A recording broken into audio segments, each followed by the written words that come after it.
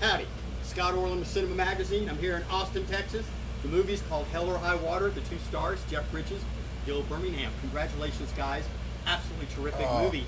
What's really fascinating to me, if this movie was shot 100 years ago, you would have the same movie, except you wouldn't be driving cars, you'd be on horses. Yeah. It's a very relevant Western. Yeah, well, times are always changing, you know, and that's kind of one of the themes, classic theme of the West, you know, Western, your typical Western.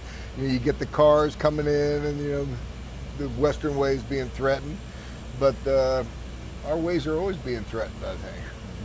What I found fascinating, too, watching the chemistry between the two of you, in classic cinema, there's always the buddies, but the adversarial buddies, and how this worked off. And obviously there's some politically incorrect things that are said, but talk about the dynamic. Why does this work so well? Why do these two opposites make such a great team? It kind of reflects reality. You see that, you know, that happens in life all the time, you know, and the movies are kind of a reflection of that. And I know I come from a family of teasers, you know. My brother Bo used to tease me terribly.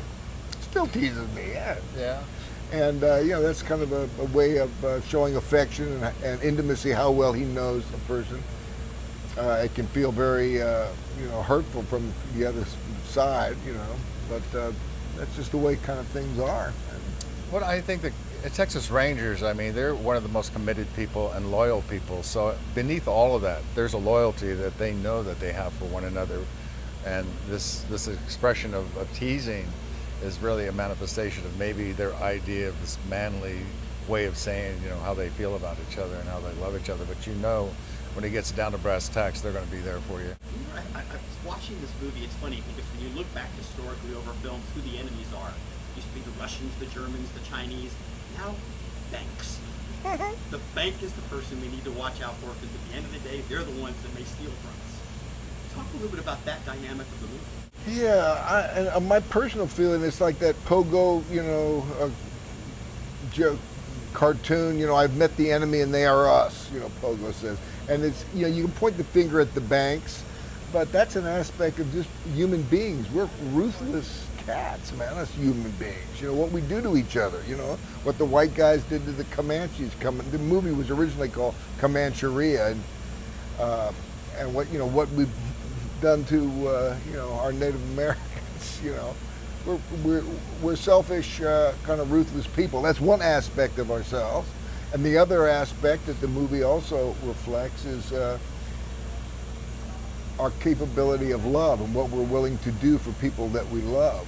And those two elements get very intertwined some way, and sometimes it's hard to tell which is which. What I love about the profession that you guys are in is every day you get to be somebody different.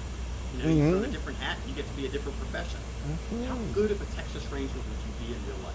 Wow, I think I'd be pretty darn good. When I come from a law family, my father was a military policeman for 30 years. So the thing I learned most about the relationship between each other, or Rangers in general, is just their dedication and their loyalty to one another.